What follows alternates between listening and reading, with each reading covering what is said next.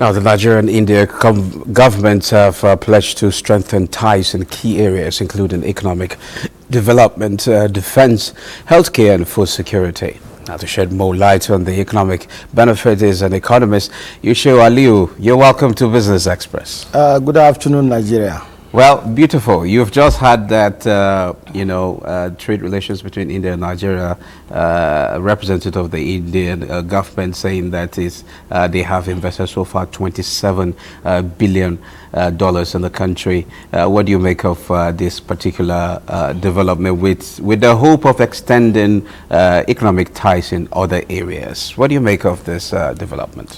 Relationship between India and Nigeria is changing, and it's changing to positive. Prior to this development, Nigeria doesn't have much commitment in terms of trading, and now it's the largest trading partner. Mr. Abdullahi, if you check my fabric I'm wearing, is Indian.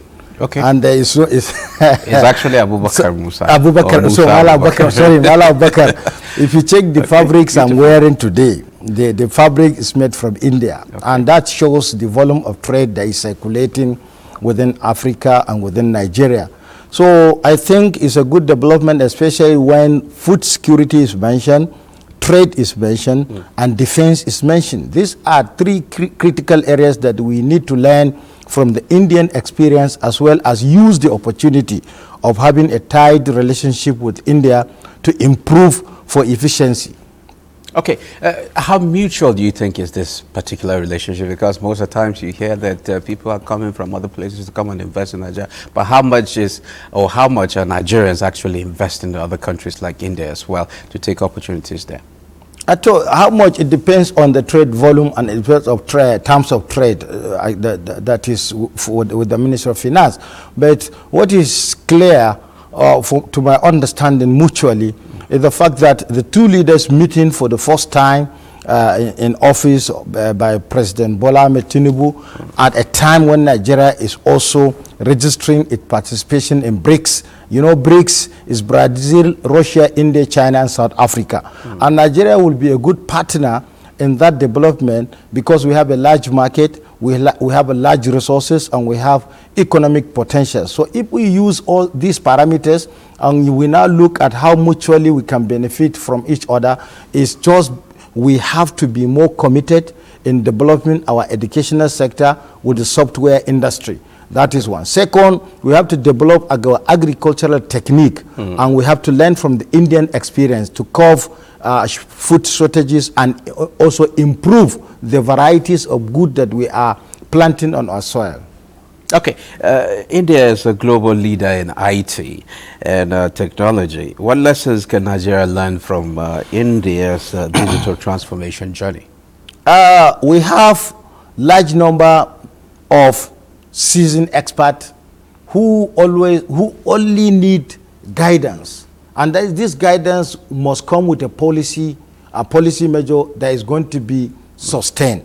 And that is why this mutual relationship, the Indians have done it in the United States mutually. So now that we are having a new chapter in our partnership development, there is need to organize, first of all, organize the market, organize the industry, and then bring in the experience of Indians, and then make certain adjustment that will suit the domestic need of our economy.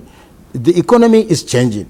It's driven by AI, and this requires so much resources. Nigeria has the resources, has the human have the human capital. The only thing is how to harness what is available for economic development and efficient productions. Okay, you actually mentioned that agriculture is one key area that they should focus on. Actually, they both agreed to enhance collaboration in the area of agriculture, from agricultural machinery, high-yield seeds, to sharing technical expertise. Do you see this addressing the challenge of food security?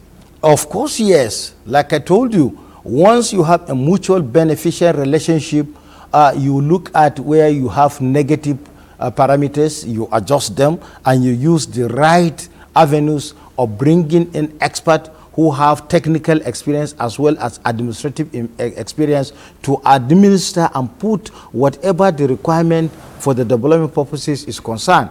That is one. Second, I think it has to go beyond the engagement of federal government. State must look at their own priorities and then come to the national and then design ways and means in which we can increase capacity in our production technique. Let me tell you, we have the production capacity to produce additional metric tons of rice, but harvesting it, we have to import certain of this equipment either from China or from the Asia. So it is time now. Can we look inwards? Yes, that is the area I'm going to hit. Okay. And this will now serve as an avenue. This manufacturing, over 200 of them, we have to make sure that agri-related manufacturing industries are coming to Nigeria. And not only coming, provide an opportunity for Nigerian investors to invest in them. And not only investing in them, to make sure that whatever technique they are using in making production, certain level of professional in Nigeria are taken into consideration for them also to suit the industry and then project the industry in the short run as also in the long run. You know, Nigeria and India tend to be somehow similar in terms of population size. How can both countries leverage their large populations and growing economies to foster South-South cooperation? We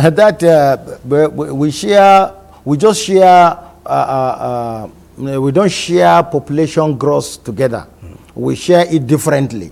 Okay. India is above 1.3 billion. But they tend to be Nigeria, in Africa, India. Not only in Africa. They are the largest population in the world. Okay. Nigeria is largest population in Africa. Yeah. So if you take largest population in the world, 1.3 billion, and they were able to bring productivity in them, and they were able to bring to secure the population from starvation. These are the things we have to learn. We have less than 300 million population. If we have the capacity of making further adjustment in trying to bring the sophistication adopted by the Indians into our economy, it will help local economy, it will help domestic economy, and it also help the government in power. And we also have to appreciate even the initiative to bring Modi into Nigeria at this critical time when the whole world is at war. Then it is important to understand that this mutual benefit is not only the role of the government. We too, individuals, we have to play our role, and we have to show the Indians that we are ready as a nation to get from their experience, as well as to absorb them in our domestic challenges for progress.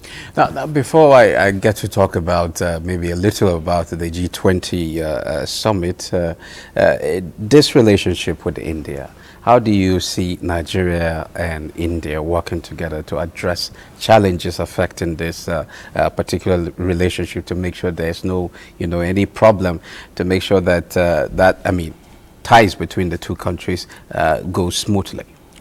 We have to go beyond bilateral commitment. We have to go extra mile to play foreign policy together, and also to play some holistic decision, especially now that Nigeria is looking for a permanent membership at the United Nations, and also India is also looking for permanent. So we should not clash. If Nigeria succeeds in getting permanent, India should assist Nigeria. If India, in the other hand, Nigeria succeeded, India should also encourage Nigeria. So when we put this relationship and our commitment together beyond bilateral to expand to the BRICS collection, this BRICS collection, there is much to bring development to the membership. So Nigerian participation in OPEC should not derail Nigeria from being active in BRICS, and that also has to do with trying to create good avenue of people who have experience, who are also ready to sacrifice their personal gains for national development. Okay, Now, we just had the president has reached Rio de Janeiro for the G20 meeting. What do you think the renewed hope objective should be in aligning with global economic goals? It's good to be there, to tell the world that Nigeria still exists and Nigeria still is facing a lot of challenges, and still the developed world has to play their role, not only in providing avenues for which Nigeria can speak, but avenues to which Mr. President can bring better proposals for national development. You know, G20 have a lot of economic benefit among themselves.